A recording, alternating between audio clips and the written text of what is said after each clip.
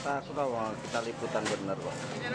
Program makan bergizi gratis atau MBG akhirnya datang juga di Tulang Bawang.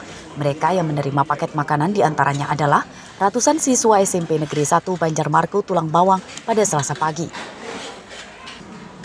Para siswa menyatakan baru pertama menerima makanan bergizi gratis dari pemerintah. Paket makanan yang diterimanya berupa nasi putih, sayur mayur, ayam goreng, susu, dan buah-buahan. Meski mengaku senang dan berharap bisa digelar rutin, namun para siswa memberi masukan ke penyelenggara supaya meningkatkan kualitas rasa makanan. Gimana tanggapannya terkait masalah makanan ini?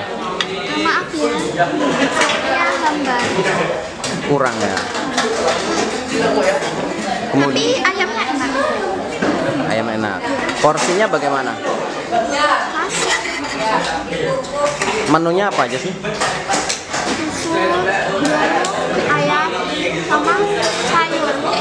Jadi yang kurang apa? Kurang rasa di bagian apa ini? Sayur. Sayurnya kurang apa? Ya, hambar.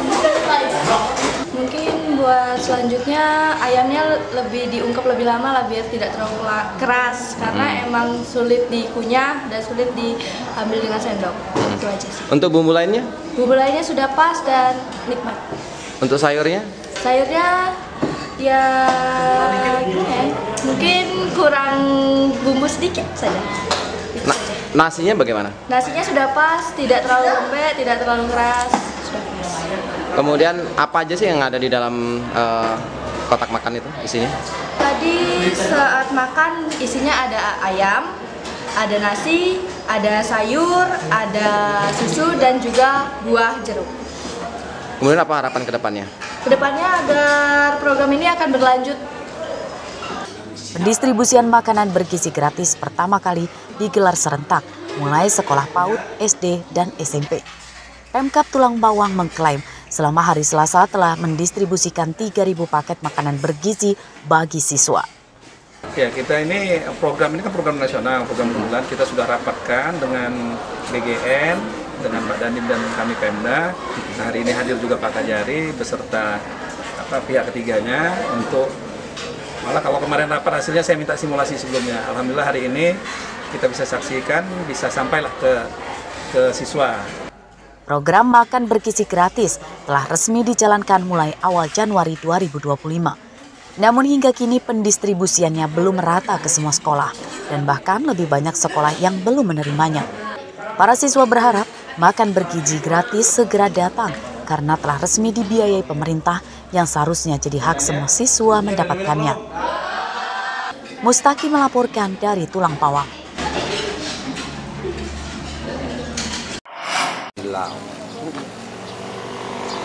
Dapur umum tempat pengolahan makanan bergizi gratis atau MBG yang terletak di Desa Agung Dalam, Kecamatan Banjarmarko, Tulang Bawang, Selasa siang disidak Forkopimda Tulang Bawang. Dalam sidak itu, petugas menemukan adanya kekurangan fasilitas memasak seperti kompor, peralatan masak, hingga wadah makanan yang harus ditambah dan permasalahan itu didesak harus segera diperbaiki. Waktu pendistribusian makanan juga dituntut untuk lebih cepat dan jangan sampai telat tiba di sekolah. Hal tersebut karena supaya tidak mengganggu aktivitas belajar mengajar serta makanan yang didistribusikan tetap hangat dan higienis. Masih perlu peningkatan. Kenapa? Karena ini memang hari pertama. Ke depan kami sudah koordinasi dengan Pak Faisal tadi dari BGN supaya lebih persiapannya lebih matang lagi lah. Dari tempat kompornya, tempat cucinya gitu. Terus termasuk jam ya, jam masaknya, jam pengantarannya. Ini kita kasih masukan kepada BGN agar lebih efektif dan lebih baik lagi ke depannya. Nggak bisa nyerut ke belakang. Kita dapat teguran dari pusat. Pada sidak di dapur makanan bergizi gratis ini sempat diwarnai pelarangan wartawan masuk oleh pihak pengelola. Alasannya, wartawan tidak memakai masker dan sarung tangan. Saya menutup. Iya, maaf ya Pak. Di dapur itu kan tempat steril ya Pak. Takutnya nanti media ini belum cuci tangan, belum pakai APD. Kami juga untuk perlengkapan APD-nya juga tidak seberapa ya Pak. Untuk zona perhitungan kami juga ya pas untuk pekerja seperti itu Pak. Kan tadi kan rombongan pejabat yang lain kan masuk Mas, termasuk kawan-kawan ada juga. Jadi untuk itu ya saya hanya bisa mengatakan itu arahan dari pusat, Pak. Saya di luar kendali itu. Ya. Dari pusat yang mana, Pak? Dari pusat BGN, Pak. Ya. Alasan petugas dapur umum tersebut bertolak belakang dengan kondisi saat petugas melakukan sidak yang tidak memakai masker dan sarung tangan namun diperbolehkan masuk. Di Forkopimda Kabupaten Tulang Bawang untuk meninjau lokasi yang digunakan sebagai dapur umum. Namun sayangnya untuk awak media tidak diperbolehkan masuk dengan kalimat bahwa saya takut tidak steril, padahal statusnya terkait masalah Forkopimda dan awak media itu pun sama, dan tidak menggunakan masker itu menjadi salah satu yaitu permasalahan yang menjadi daripada ganjalan dan kecurigaan awak media. Kenapa awak media tidak diperbolehkan masuk di ruangan?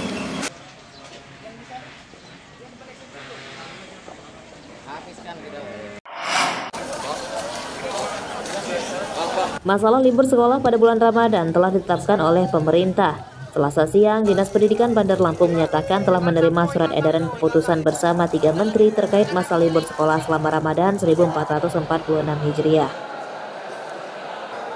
Dalam aturan itu, siswa mendapat jatah libur 2 kali.